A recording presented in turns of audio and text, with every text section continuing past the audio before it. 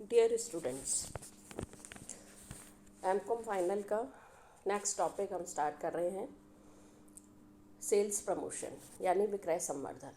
Sales promotion को हम BCom part third में भी देख चुके हैं और इसको फाइनल में भी इस टॉपिक को लिया गया है। मार्केटिंग मैनेजमेंट के अंतर्गत हम इस टॉपिक को शामिल करते हैं। कई बार आपने सुना होगा कि जब भारत विश्व कप में विजयी हो तब पाइए मुफ्त वीसीडी, जय भारत विश्व कप के सेमीफाइनल में जीत जाए तो पाइए वॉशिंग मशीन, और जब भारत क्वार्टर फाइनल में जीत जाए तो पाइए 2 घड़ियों का सेट।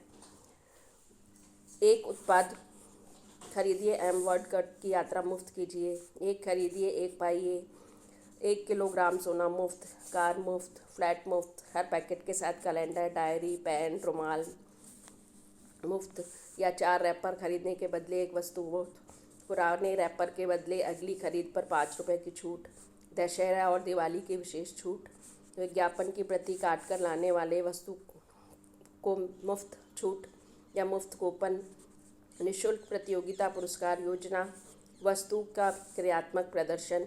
ये इस तरह के संदेश हम डेली अपने जीवन में डे बाय डे पढ़ते या सुनते या देखते रहते हैं। ये संदेश ही विक्रय संवर्धन साधनों के अत्यधिक प्रचलन के प्रमाण है, क्योंकि अब हमारा जो मार्केटिंग युग है वो बदल चुका है। इस बाज़ार में क्रेताओं की अपेक्षा विक्रेताओं की भीड़ ज़्यादा है। इस बाज़ार में विक्रेता अपने माल को बेचने के लिए क्रेताओं को लुभाने का प्रयास ही नहीं करेंगे, बल्कि अपने मध्यस्थों को जैसे थोक व्यापारी या फुटकर व्यापारी को भी माल बेचने के लिए प्रेरित और प्रयास करते हैं। ये सभी प्रयास अनेक रूपों में देखे जाते हैं। इन प्रयासों में कुछ एक प्रयास विक्रय संवर्धन प्रयासों के नाम से जाने और पहचाने जाते हैं। तो इस टॉपिक में हम इन्हीं प्रयासों के बारे में, इनके नेचर, इनका मीनिंग और इनके इम्पोर्टेंस या मेथड्स इनके क्या है, उनको हम देखेंगे। तो सबसे पहले हम देखते हैं कि विक्रय संवर्धन का अर्थ और परिभाषा क्या है, यानी मीनिंग एंड डेफिनेशन।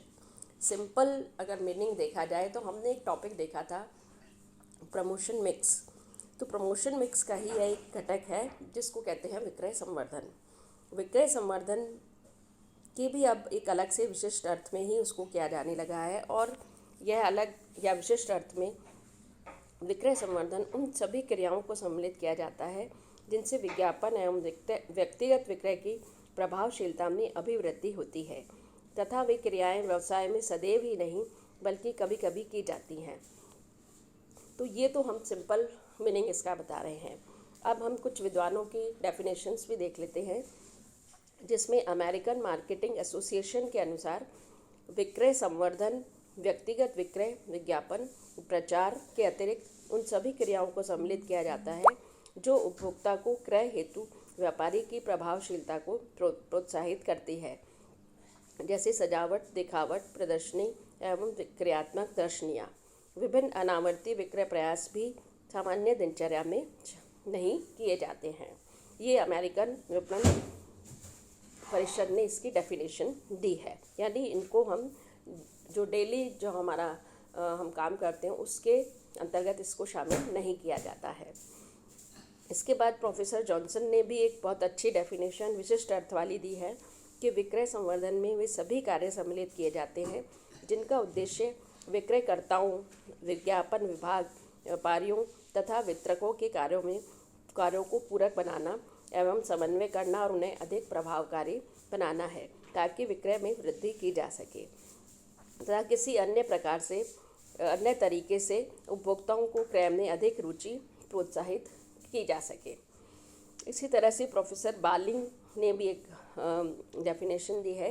उन्होंने भी विशिष्ट अर्थ में ही बताया है, और उन्होंने कहा कि उन सभी विक्रय क्रियाओं को विक्रय संवर्धन में शामिल किया जाता है जो व्यक्तिगत विक्रय विज्ञापन की पूरक बनती है तथा उनमें समन्वय स्थापित करती है तथा उन्हें अधिक प्रभावकारी बनाने में सहायता प्रदान करती है, जैसे सजावट, दिखावट, प्रदर्शन या अन्य अनावर्ती विक्रय प्रयास जो सामान्यतः दिनचर्या में शामिल नहीं होते हैं।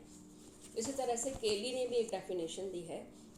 विक्रय संवर्धन में व्यक्तिगत विक्रय विज्ञापन तथा प्रचार के अतिरिक्त वे सभी क्रियाएं सम्मिलित हैं जो माल के स्वामित्व का हस्तांतरण करने तथा उत्पादक से उपभोक्ता तक माल को तत्परता से पहुंचाने में व्यक्तिगत विक्रय तथा विज्ञापन को अधिक प्रभावशाली बनाने के लिए की जाती है। तो हमने ये 4 विद्वानों की डेफिनेशन दी।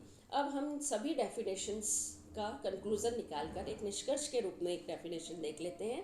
तो निष्कर्ष के रूप में ये कहा जा सकता है कि विक्रय संवर्धन में विज्ञापन, व्यक्तिगत विक्रय तथा प्रचार को छोड़कर वे सभी अनावर्ती क्रियाएं सम्मिलित हैं जो इन साधनों को पूरक बनाती हैं, इनके प्रभावशीलता में वृद्धि करती हैं और व्यापारियों को माल बेचने तथा ग्राहकों को माल के क्रय करने के लिए प्रेरित करती हैं। अब विक्रय संवर्धन में क्रियाएं कौन सी होती हैं? तो इनमें क्रियाएं जो होती हैं जैसे display, show, demonstration, exhibitions, fairs, discount, samples, coupon, ये सारे जो भी हैं क्रियाएं हैं ये विक्रय संवर्धन में शामिल की जाती हैं। विक्रय संवर्धन क्रियाएं केवल अंतिम यानी अल्टीमेट कंज्यूमर्स को माल क्रय करने हेतु प्रेरित ही नहीं की जाती, बल्कि मध्यस्थों, व्यापारियों, औद्योगिक ग्राहकों या उपयोगकर्ताओं को भी प्रेरित करने के लिए की जाती है। तो ये हमने अभी देखा कि विक्रय संवर्धन क्या है, इसका मीनिंग क्या है और इसकी प्रमुख विशेषताएं देखी। अब हम देखते हैं कैरेक्टरिस्टिक्स या oblique nature of sales promotion, यानी विक्रय संवर्धन की प्रकृति और विशेषताएं। तो जब हमने डेफिनेशन देख ली तो इसी में से निकलकर हम इसकी विशेषताएं देख लेते हैं कि सबसे पहला तो ये एक संवर्धनात्मक मिश्रण का अंग है, a part of promotional mix. विक्रय संवर्धन संस्था के संपूर्ण प्रमोशन मिक्स का ये एक अंग या हिस्सा है। संवर्धनात्मक मिश्रण में पर्सनल सेलिंग या सेल्समैनशिप या पब्लिसिटी या एडवर्टाइजमेंट में इसके अतिरिक्त विक्रय संवर्धन भी सम्मिलित होता है। सेकेंड, इसमें हम लेते हैं स्कोप ऑफ सेल्स प्रमोशन। विक्रय संवर्धन का क्षेत्र जो है इसमें विज्ञापन, व्यक्तिगत विक्रय, प्रचार के अतिरिक्त वे सभी क्रियाएं सम्मिलित की जाती हैं जो विक्रय के वृद्धि के अन्य साधनों को प्रभावशीलता में वृद्धि करती हैं। थर्ड, हम इसमें लेते हैं नॉन रिकरिंग एक्टिविटीज़। विक्रय संवर्धन क्रियाओं की एक विशेषता यह भी है कि ये अनावर्ती होती हैं, यानी ये निरंतर नहीं की जाती, कभी कभी की जाती हैं। फोर्थ, इसमें आता है not a part of ordinary routine, साधारण दिनचर्या का अंग नहीं। विक्रय संवर्धन की क्रियाएं साधारण दिनचर्या में सम्मिलित नहीं होती हैं। ये क्रियाएं कभी कभार की जाती हैं जब अन्य संवर्धनात्मक क्रियाओं की प्रभावशीलता में वृद्धि करनी हो तो, या हम ये कहें कि ये क्रियाएं अस्थायी रूप से की जाती हैं। नेक्स्ट, इसमें आता है सप्लीमेंट्री एक्टिविटीज़, यानी पूरक क्रियाएं। विक्रय संवर्धन क्रियाओं की एक विशेषता यह भी है कि ये मूल क्रियाएं ना होकर विक्रय वृद्धि के अन्य साधनों की पूरक क्रियाएं हैं। ये विज्ञापन तथा व्यक्तिगत विक्रय के लिए सहायक या पूरक क्रियाओं के रूप में की जाती है। नेक्स्ट, इसमें आता है कोऑर्डिनेटिंग एक्टिविटीज़, समन्वयकारी क्रियाएं। विक्रय संवर्धन क्रियाएं समन्वयकारी होती हैं। ये विज्ञापन, व्यक्तिगत विक्रय क्रियाओं में प्रभावकारी समन्वय करने में अपना इम्पॉर्टेंट रोल निभाती हैं। नेक्स्ट, हम इसमें लेते हैं contributes to the effectiveness of advertising and personal selling. विज्ञापन एवं व्यक्तिगत विक्रय की प्रभावशीलता में योगदान।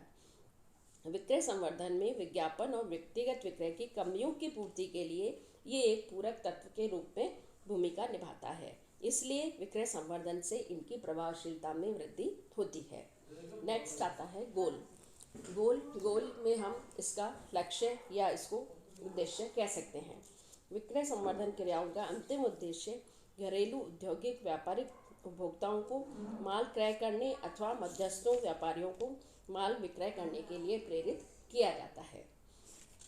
इसके बाद आता है there is difference between advertising and sales promotion. विज्ञापन तथा विक्रय संवर्धन में अंतर होता है।